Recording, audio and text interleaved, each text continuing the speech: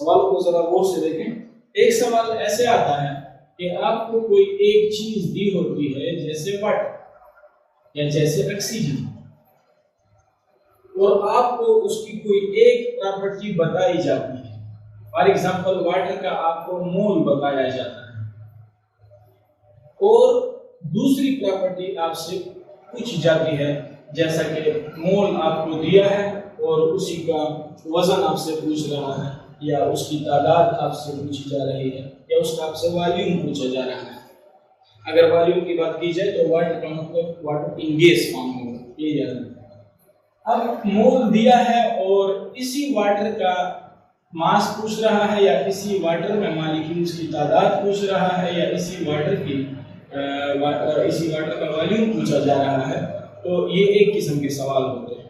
या इस तरह अगर आपको ऑक्सीजन का वजन दिया है, मास दिया है, और उसका आपसे मोल पूछा जा रहा है, या पार्टिकल पूछा जा रहा है, या आपसे उसका वॉल्यूम पूछा जा रहा है। चार चीजें हैं, मोल, उसमें फिक्स तादाद, उसका एक वजन, और उसने जो वॉल्यूम रखी है वो वॉल्यूम। तो एक चीज आपको दी जाती है, एक प्रॉपर्टी आपको बताई जाती है, एक वैल्यू आपको दी जाती है और दूसरी वैल्यू आपसे उसी चीज की पूछी जाती है। वाटर का मोल दिया है, वाटर का मास पूछ रहा है, वाटर का मोल दिया है, वाटर के पार्टिकल पूछे जा रहे हैं, वाटर का मोल दिया है और वाटर का वॉल्यूम पूछा जा रहा है। या फिर ऑक्सीजन का मास दिया है और इसी ऑक्सीजन के मॉलिक्यूल्स की तादाद पूछी जा रही है, ऑक्सीजन का मास दिया है और ऑक्सीजन के मोल पूछे जा रहे हैं। ये एक किस्म के सवाल है।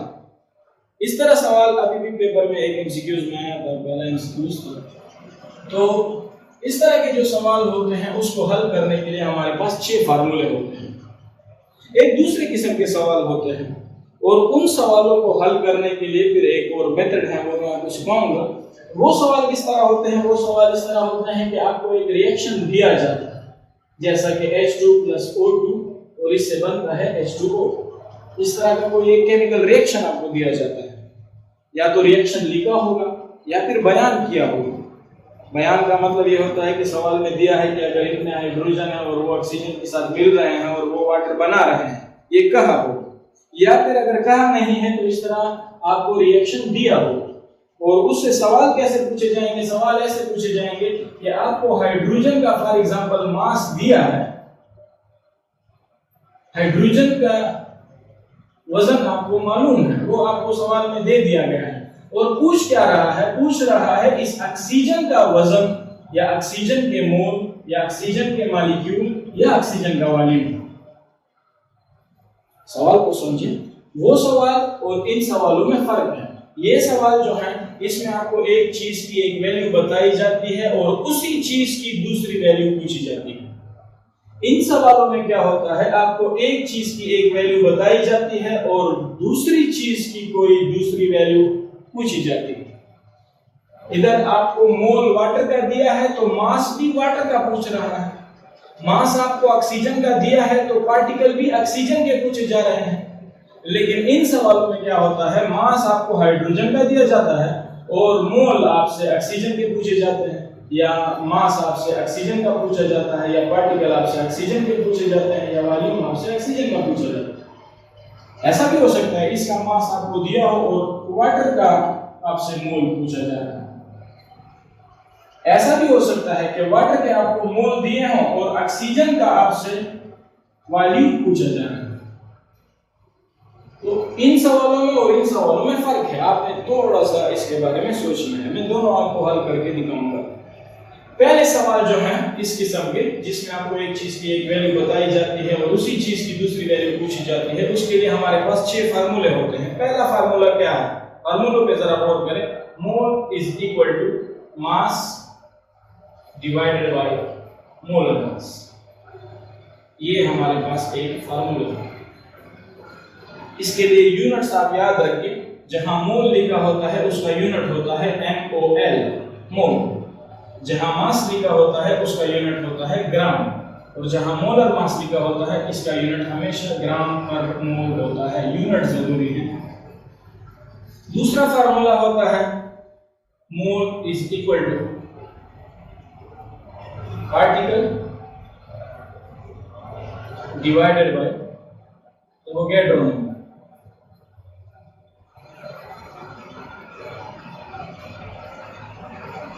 इनके यूनिट अगर आपने लिखने हैं तो मोल का यूनिट तो मोल होता है। पार्टिकल का यूनिट क्या हो सकता है? पार्टिकल का यूनिट एटम हो सकता है। यहाँ एक इंपॉर्टेंट बात है कि अगर पार्टिकल का यूनिट एटम होगा तो एवोगाड्रो नंबर का जो यूनिट होगा वो होगा एटम्स पर मोल। हो सकता है आपसे यहाँ पार्टिकल का मतलब मॉलिक्यूल हो सकता है। तो अगर पार्टिकल का मतलब मॉलिक्यूल होगा तो एवोगाड्रो नंबर का जो यूनिट होगा वो होगा मॉलिक्यूल्स पर मोल। मतलब एवोगाड्रो नंबर का जो यूनिट है वो ऊपर पार्टिकल के यूनिट पे डिपेंड करता है। इसी तरह अगर पार्टिकल का यूनिट होगा फार्मूला यूनिट,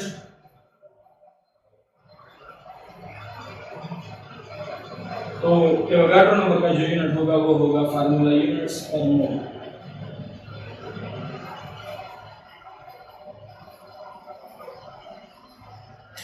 इसी तरह भी कभी कभी आ जाता है कि पार्टिकल का मतलब आयन होगा। अगर पार्टिकल का मतलब आयन होगा तो एवोगाड्रो नंबर का जो यूनिट होगा वो होगा आयन्स पर मोल।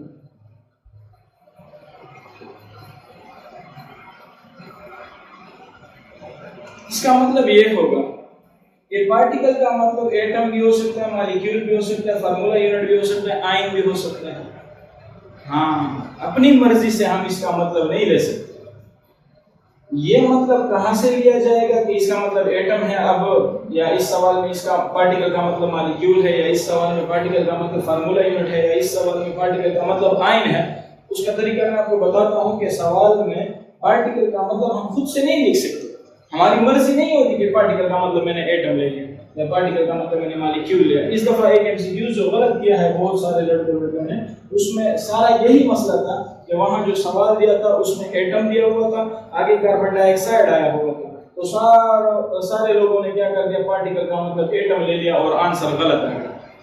तो पार्टिकल का मतलब एटम होगा ये हम फैसला नहीं करेंगे, हमारा इख्तियार नहीं है। ये सवाल में दी गई चीज के ऊपर डिपेंड किया जाता है। उसका तरीका मैं आपको बताता हूँ। एटम होगा, मॉलिक्यूल होगा, फार्मूला यूनिट होगा या आयन होगा, तो इस पे बात बाद में की जाएगी। तीसरा जो फार्मूला है वो है mole is equal to volume divided by molar volume.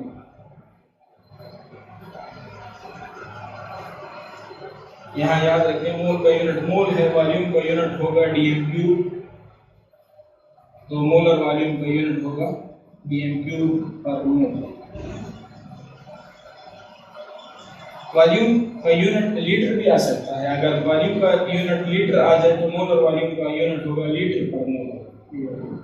चौथा एक फार्मूला है वो ये है, mass divided by molar mass is equal to particle divided by Avogadro number.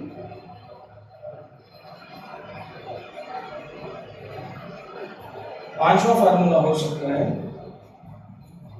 Mass divided by molar mass is equal to volume divided by molar volume. और आखिरी जो formula है, छठा फार्मूला, वो ये है, particle divided by Avogadro number. Avogadro number को हम ऐसे कैपिटल एन और सबस्क्रिप्ट में हम कैपिटल ए लिख देंगे। तो ये एवोगाड्रो नंबर इस तरीके से भी लिखा जाता है, particle divided by Avogadro number is equal to volume divided by molar volume. इनके यूनिट्स मैंने आपको बता दिए हैं। पार्टिकल का यूनिट एटम होगा तो एवोगाड्रो नंबर का यूनिट एटम्स पर मोल होगा। पार्टिकल का मतलब मॉलिक्यूल होगा तो एवोगाड्रो नंबर का यूनिट मॉलिक्यूल्स पर मोल होगा। ये सारे यूनिट्स मैंने आपको समझा दिए। अब जरा गौर करें, फार्मूलों की तादाद है 6। ये 6 फार्मूले कब यूज होते हैं? जब सवाल इस तरह का आया हो कि वाटर का मोल आपको दिया है और इसी वाटर का मास पूछा है। वाटर का मास दिया है और इसी वाटर का वॉल्यूम पूछा है। मतलब एक चीज की एक वैल्यू दी है और उसी चीज की दूसरी वैल्यू पूछी जा रही है। इनके लिए ये 6 फार्मूले हैं, ये आपने याद रखने हैं और सिंपल है। ये फार्मूले हम कैसे यूज करेंगे, उसके लिए हमारे पास कुछ क्वेश्चन होने चाहिए। देखिए 12 किस्म के क्वेश्चन इन फार्मूलों से हल होते हैं। पहला क्वेश्चन कैसे आएगा, आपको मोल दिया होगा और उसी चीज का मास पूछा होगा। या फिर दूसरा क्वेश्चन, आपको एक चीज का मास दिया होगा और उसी चीज के मोल पूछेंगे। इस तरह क्वेश्चन आ सकता है, एक चीज का मोल दिया हो, उसी चीज का पार्टिकल पूछा है, या एक चीज के पार्टिकल दिए हैं, उसी चीज के मोल पूछे। इस तरह ये वाला फार्मूला तब इस्तेमाल होगा जब एक चीज की मोल आपको मालूम है और उसी चीज का वॉल्यूम आपसे पूछ रहा है, या अगर एक चीज का वॉल्यूम आपको बताया गया है और उसी चीज का आपसे मोल पूछ रहा है, ये फार्मूला तब इस्तेमाल होगा। चौथा फार्मूला इस्तेमाल होगा तब जब सवाल इस तरह आया हो कि आपको एक चीज का मास मालूम हो और उसके पार्टिकल आपसे पूछे जा रहे हैं, या अगर एक चीज का पार्टिकल आपको दिया गया है सवाल में और उसी चीज का मास पूछा जा रहा है, ये फार्मूला तब इस्तेमाल होगा। ये फार्मूला तब इस्तेमाल होगा जब मास दिया है, वॉल्यूम पूछा है, या वॉल्यूम दिया है और मास पूछा है। ये फार्मूला तब इस्तेमाल होगा जब पार्टिकल दिए हैं, वॉल्यूम पूछा है, या वॉल्यूम दिया है और पार्टिकल पूछे हैं। ये 6 फार्मूले जो हैं इसको हम इस्तेमाल करेंगे, 12 किस्म के क्वेश्चन इससे हल हो सकते हैं। अब कौन सा फार्मूला कब इस्तेमाल करना है, ये तो सवाल को देखना पड़ेगा। तो सवाल को देख के हम फिर फार्मूला इस्तेमाल करेंगे।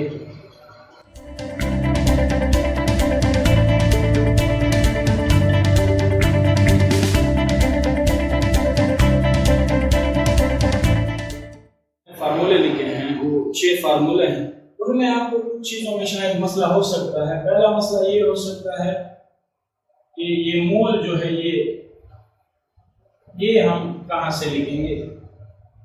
तो अगर मालूम नहीं है तो फार्मूले जितने भी हैं उसमें से 3 फार्मूले ऐसे हैं जिनमें मोल का जिक्र है, वहां आप या तो मालूम करेंगे या आपको सवाल में दिया होगा। ये बहुत सिंपल है। सवाल में अगर मोल की तादाद आपको बताइए 6 मोल वाटर है, 2 मोल ऑक्सीजन है, 6 मोल नाइट्रोजन है, तो देखिए उसकी मोल की तादाद आपको बताई जाती है, या फिर आपसे मोल पूछा जाता है हाउ मेनी मोल्स आर, इस तरह का क्वेश्चन होता है, तो उसमें फिर आपने मोल को मालूम करना होता है। ये सिंपल है। ये 3 फार्मूलों में मोल का जिक्र है, तो आपने सवाल को देख के ये करना है कि कौन सा फार्मूला हमने यहाँ फिट करना है। तो मोल इजी है। मोल के बाद मास, अगर आप टेंशन लें मास की, तो मास या तो आपको बताया होगा या आपसे पूछा होगा। ये भी 3 फार्मूलों में मास का जिक्र है। मास अगर आपको दिया है तो कैसे दिया होगा, सवाल में लिखा होगा 400 ग्राम, 200 ग्राम, 600 ग्राम, तो मास या तो दिया होगा। और अगर पूछा है तो इस तरह पूछा जाएगा कि what is the mass of 6 mole water, तो इस तरह का सवाल आ सकता है। उसमें आपको या तो मास दिया होगा या आपसे मास पूछा होगा। तो इसको हल करने का भी तरीका आसान है। तो फार्मूला होगा, 3 फार्मूलों में से कोई एक फार्मूला इस्तेमाल होगा। मास के बाद जो बात आ जाती है मोलर मास। ये क्या होता है, मैंने आपको पहले बताया है कि एक मोल में जो भी चीज है उसका जो वजन होता है उसको मोलर मास कहा जाता है। सवाल ये है मोलर मास को आपने लिखना कितना है, उसकी वैल्यू कितनी होगी, तो ये चीज के ऊपर डिपेंड किया जाता है। देखें अगर आपको सवाल के अंदर इस तरह H दिया है तो फिर मोलर मास होगा 1 ग्राम। यूनिट आपने कौन सा लिखना है, ग्राम पर मोल, और वैल्यू कितनी लिखी है 1। ये 1 कहाँ से आया, ये पीरियोडिक टेबल में लिखा हुआ है H का जो मास है वो 1 है। वो कंसेप्ट बाद में समझाऊंगा कि एटॉमिक मास और मोलर मास में क्या फर्क है। लेकिन हाइड्रोजन का जो मास वहां लिखा हुआ है पीरियोडिक टेबल में, वहां से ले लेंगे और उसके साथ यूनिट लिख लेंगे ग्राम पर मोल। तो अगर सवाल में H दिया है तो मोलर मास की वैल्यू ये होगी। ये मोलर मास की वैल्यू मैं लिख रहा हूं। अगर सवाल में H2 दिया है, क्वेश्चन में H2 लिखा हुआ है, तो अब इसका जो यूनिट होगा वो ग्राम पर मोल ही होगा, जिस तरह का मोलर मास का यूनिट होता है, लेकिन वैल्यू उसकी 2 हो जाएगी। 1H प्लस 1H, एक हाइड्रोजन का मास 1, 2 हाइड्रोजन का मास 2। अगर O2 दिया है, अब अब एक ऑक्सीजन का मास होता है 16, दो ऑक्सीजन का मास होगा 32, तो आपने वैल्यू लिखनी है 32 और उसके साथ यूनिट लिखना होगा ग्राम पर मोल। ये मोलर मास की वैल्यू है। मतलब सवाल में देखा जाएगा सवाल में क्या चीज दी गई है, तो मोलर मास उसी के मुताबिक आपने लिखना होगा। हो सकता है आपको क्वेश्चन में N2 दिया हो। अब मोलर मास की वैल्यू कितनी होगी? 28 कैसे आया? एक नाइट्रोजन का मास पीरियोडिक टेबल में लिखा हुआ है 14, तो दो नाइट्रोजन का मास होगा 28 और उसका यूनिट होगा ग्राम पर मोल। हो सकता है आपको यहां दिया हो H2O, एक हाइड्रोजन का वजन 1, दो हाइड्रोजन का वजन 2 और एक ऑक्सीजन का वजन होता है 16, तो टोटल मिलकर ये बन जाता है 18। यूनिट आपने लिखना होगा ग्राम पर मोल। इसी तरह CH4 है, तो एक कार्बन का वजन 12 और चार हाइड्रोजन है 1 + 1 + 1 + 1, तो ये 4 और ये 12, टोटल हो जाएगा 16 ग्राम पर मोल। याद रखें एटॉमिक नंबर आपने इसका नहीं लिखना है। एटॉमिक नंबर कार्बन का 6 है, लेकिन आपने इसका मास लिखना है। मास इसका 12 है। CH4 की जगह अगर आपको ये दे दे 6H12O6 ग्लूकोज, तब आपने मोलर मास कितना लिखना है। तो देखें कार्बन का एक का मास होता है 12, तो 6 कार्बन का मास होता है 72। इसी तरह एक हाइड्रोजन का मास 1, तो 12 हाइड्रोजन का मास 12, एक ऑक्सीजन का मास 16, 6 ऑक्सीजन का मास 96, तो टोटल सबको जमा कर दें 180 बनता है। तो अगर सवाल में ग्लूकोज का फार्मूला लिखा हुआ है तो मोलर मास आपने 180 लिखना है। सवाल में अगर CH4 लिखा है तो मोलर मास आपने 16 लिखना है। सवाल में अगर नाइट्रोजन इस तरह N2 दिया है तो आपने 28 लिखना है। अगर सिर्फ N दिया है तो फिर आपने 14 लिखना है। ये सिंपल होगा। इसी तरह हो सकता है आपको ये दे दे फार्मूला C12H22O11, तब आपने मोलर मास लिखना है 342 ग्राम्स पर मोल, ये उसका यूनिट होगा। 342 कहां से आया? ये मोलर मास है चीनी का, सुक्रोज का। और कैसे बना देखें, एक कार्बन का वजन होता है 12, लेकिन हमारे पास कार्बन की तादाद 12 है। एक हाइड्रोजन का वजन होता है 1, लेकिन उसकी तादाद 22 है। एक ऑक्सीजन का वजन होता है 16, लेकिन उसकी तादाद 11 है। सबको इसके साथ अपने मास इसके साथ मल्टीप्लाई कर दें और दरमियान में प्लस लगा दें। 12 12 144 ये बन गया कार्बन का मास, 22 हाइड्रोजन का बन गया और 176 बन गया ऑक्सीजन का मास। इन सबको जमा कर लें तो आपके पास आंसर आता है 342। यूनिट आपने ग्राम पर मोल लिखना है, ये बन जाएगा मोलर मास।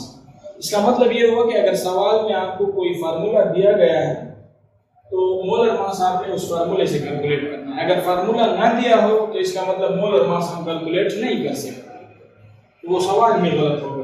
उसमें आपको कोई फार्मूला जरूर दिया जाएगा।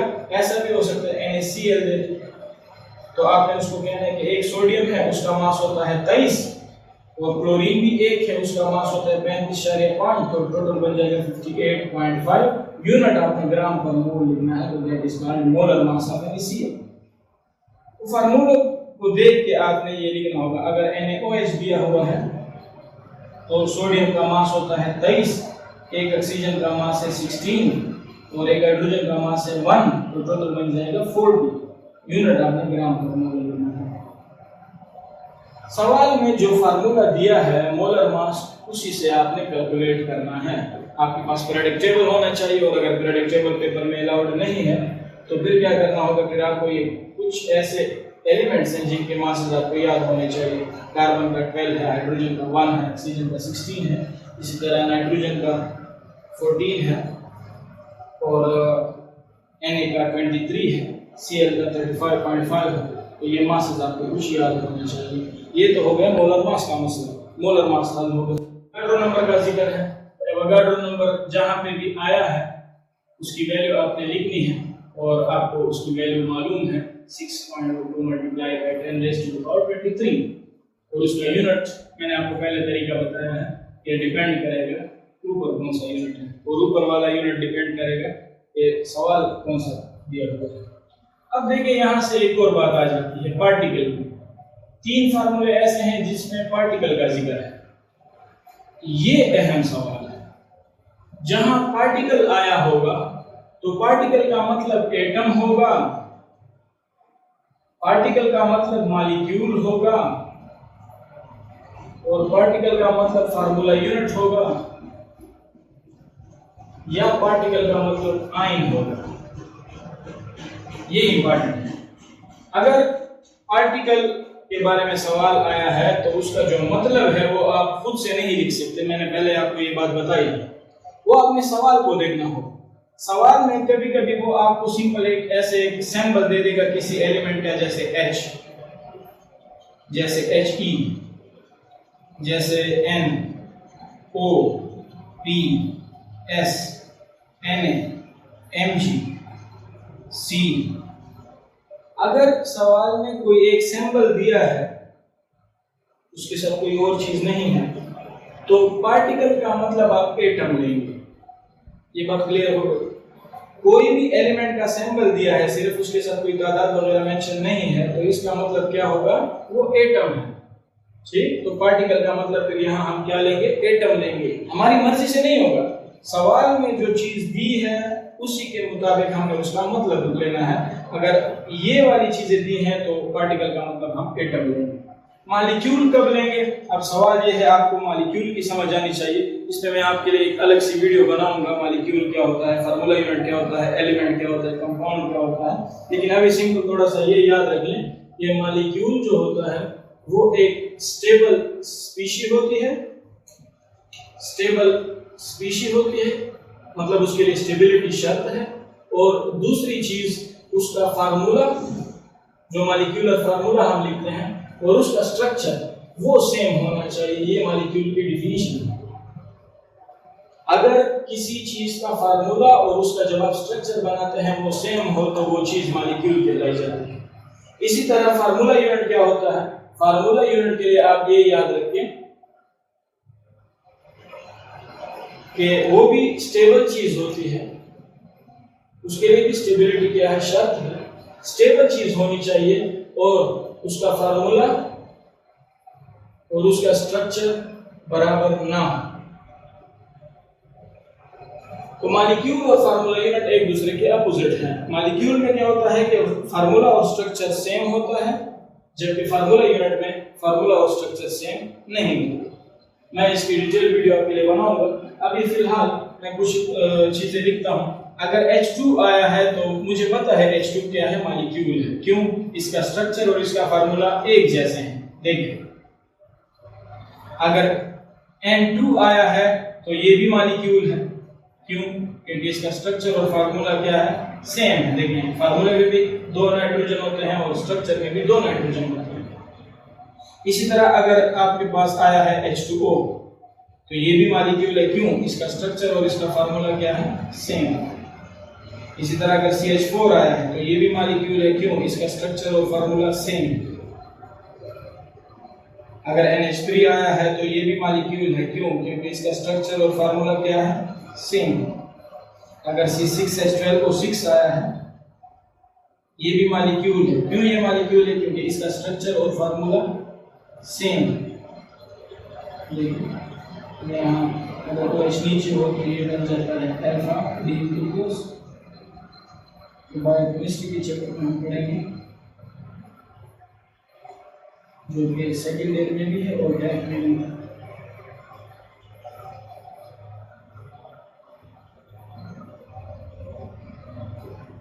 ये ग्लूकोज का स्ट्रक्चर है। इसी तरह अगर फार्मूला आ गया C6H6 तो इसका मतलब होता है बेंजीन। इसका स्ट्रक्चर और फार्मूला क्या है, सेम है। और जब स्ट्रक्चर और फार्मूला सेम हो, मतलब जो फार्मूले में तादाद है वही तादाद स्ट्रक्चर में भी हो, तो उस चीज को मॉलिक्यूल कहा जाता है। तो अगर ये चीजें आई हैं या इनके अलावा कोई और आ जाए जिनका स्ट्रक्चर आपको मालूम है कि उसका स्ट्रक्चर और फार्मूला सेम है, तो वो चीज मॉलिक्यूल कहलाई जाती है। H2 है, N2 है, Cl2 है, F2 है, Br2 है, और इसी तरह P4 है, S8 है। ये सारे जो है ये मॉलिक्यूल्स हैं। फार्मूला यूनिट की अगर बात करें तो फार्मूला यूनिट में क्या होता है, जिसका स्ट्रक्चर और फार्मूला सेम ना हो। जैसा कि अगर लिखा हो सिलिकॉन डाइऑक्साइड तो ये फार्मूला यूनिट है। फार्मूला यूनिट कैसे है, सिलिकॉन डाइऑक्साइड का मतलब ये, अगर आप उसका स्ट्रक्चर बनाएंगे तो इसका मतलब ये नहीं होगा कि आप एक सिलिकॉन बनाएंगे और 2 ऑक्सीजन बनाएंगे, बल्कि अगर आप इसका रियल स्ट्रक्चर देखें तो ये देखिए फिर से ऑक्सीजन के बाद सिलिकॉन आता है और सिलिकॉन के बाद फिर ऑक्सीजन और फिर ऑक्सीजन के बाद फिर से सिलिकॉन और फिर ऑक्सीजन, इस तरह ये बार बार ये यूनिट रिपीट होता है। तो ऐसी चीज को फिर हम फार्मूला यूनिट कहते हैं, जिसमें फार्मूला और स्ट्रक्चर बराबर ना हो। फार्मूला और स्ट्रक्चर, कुछ स्ट्रक्चर आपको याद करने होंगे, सिलिकॉन डाइऑक्साइड वाला मैंने आपको बता दिया है। इसी तरह आयनिक कंपाउंड जितने भी हैं वो फार्मूला यूनिट्स हैं। आयनिक कंपाउंड में NaCl है, और देखिए NaCl का हम फार्मूला तो लिखते हैं Na और Cl। इससे तो नजर आ रहा है कि एक सोडियम है और एक क्लोरीन है, लेकिन जब हम इसको बनाते हैं तो बनाने के लिए आपको क्या करना पड़ता है, उसकी जॉइंट स्ट्रक्चर बन जाती है। यहाँ Na है, फिर यहाँ Cl है, फिर यहाँ Na है, यहाँ Cl है, यहाँ Na है, यहाँ Cl है, यहाँ Na है, यहाँ फिर Cl है। और इसको हम फिर मजीद एक्सटेंड भी कर सकते हैं। इसका मतलब फार्मूला यूनिट में हम एक्सटेंशन खुद से कर सकते हैं, जबकि मॉलिक्यूल में खुद से एक्सटेंशन नहीं होती। मॉलिक्यूल में जो फार्मूले में चीज दी गई है उतना ही आप स्ट्रक्चर बनाएंगे। देखिए अगर कार्बन डाइऑक्साइड दिया है तो कार्बन डाइऑक्साइड और सिलिकॉन डाइऑक्साइड का फार्मूला तकरीबन एक जैसा है, CO2 SiO2, लेकिन कार्बन डाइऑक्साइड का स्ट्रक्चर ये है और सिलिकॉन डाइऑक्साइड का स्ट्रक्चर ये है। तो जब फार्मूला और स्ट्रक्चर बराबर होते हैं तो दैट इज कॉल्ड मॉलिक्यूल, और अगर फार्मूला स्ट्रक्चर बराबर ना हो तो that is called formula unit. आप जितने भी आयनिक कंपाउंड देखेंगे वो सारे क्या हैं, फार्मूला यूनिट्स हैं। NaOH है, KOH है, MgCl2 है, CaCl2 है, ये सारे क्या हैं, ये फार्मूला यूनिट्स। तो फार्मूला यूनिट दिया होगा तब हमने पार्टिकल का मतलब फार्मूला यूनिट लेना है। कभी कभी ऐसा होगा कि वो आपको आयन दे देगा, जैसे Na+ लिखा होगा, कोई एक एटम होगा उसी पे कोई चार्ज होगा।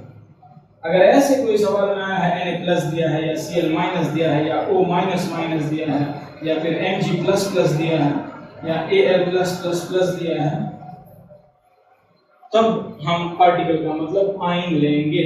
मतलब यह सवाल में जो चीज दी गई है पार्टिकल का मतलब हम वहां से लेंगे, पार्टिकल का मतलब हम खुद से नहीं लिख सकते। हो सकता है उसने सवाल इस तरह दिया हो कि हाउ मेनी, जैसा कि इस दफा एमसीक्यूज में आया था, how many atoms are in 22.4 dm³ carbon dioxide. अब देखें सवाल में जो चीज पूछी गई है वो एटम, और जो चीज बताई गई है वो वॉल्यूम है किसका, कार्बन डाइऑक्साइड का। अब हम अगर फार्मूला लिखेंगे पार्टिकल वाला तो पार्टिकल का मतलब क्या होगा, मतलब हम एटम नहीं लेंगे, लेकिन सवाल में वो पूछ रहा है एटम के बारे में, तो आप गलती कहां करेंगे। आप सवाल में जो चीज पूछी गई है पार्टिकल का मतलब वो नहीं होता। पार्टिकल का मतलब क्या होता है, जो सवाल में चीज दी गई है। अब सवाल में आपको कार्बन डाइऑक्साइड दिया है और कार्बन डाइऑक्साइड मॉलिक्यूल है, तो इसलिए आपने जो फार्मूला लिखना है पार्टिकल वाला, उसमें पार्टिकल का मतलब मॉलिक्यूल होगा, पार्टिकल का मतलब एटम नहीं होगा। तो आप यहाँ गलती कर लेंगे। पार्टिकल का मतलब क्या होता है, सवाल में जो फार्मूला दिया है उस चीज के ऊपर डिपेंड करेगा, ना कि इस चीज के ऊपर जो पूछा गया है। तो कुछ भी पूछ सकता है, लेकिन जो दिया है पार्टिकल का मतलब हम वहां से लेंगे। कार्बन डाइऑक्साइड दिया है तो इसका मतलब पार्टिकल का मतलब मॉलिक्यूल। अगर NaCl दिया होता तो पार्टिकल का मतलब फार्मूला यूनिट। ठीक, तो ये पार्टिकल का मतलब हम सवाल में जो चीज दी गई है वहां से लेते हैं। थोड़ा सा आगे जाते हैं। अगर किसी फार्मूले में 3 फार्मूले ऐसे हैं जिसमें मोलर वॉल्यूम का जिक्र है, जहां पे मोलर वॉल्यूम का जिक्र है उसकी वैल्यू आपने लिखनी है 22.4 dm³ उसका यूनिट पर मोल। ठीक, तो 3 फार्मूलों में मोलर वॉल्यूम जहां जहां पे लिखा है वहां आपने 22.4 लिखना है। इसी तरीके से जहां वॉल्यूम आया है फार्मूलों में, 3 फार्मूले ऐसे हैं जिसमें वॉल्यूम आया है, तो वॉल्यूम का जिक्र या तो सवाल में पूछा होगा या सवाल में दिया होगा। अगर दिया है तो उसके साथ इस तरह लिखा होगा कि 44.8 dm³ आपके पास एक गैस या 60 dm³ है या 100 dm³ है या 1 dm³ कोई गैस आपको दी है, तो या तो आपको वॉल्यूम बताई जाएगी सवाल में या फिर आपसे वॉल्यूम पूछी जाएगी। अगर पूछी जाएगी तो भी आप इस फार्मूले में उसको वो जो 3 फार्मूले हैं उनमें से आप वॉल्यूम को क्या कर लेंगे, वॉल्यूम को आप हल कर लेंगे।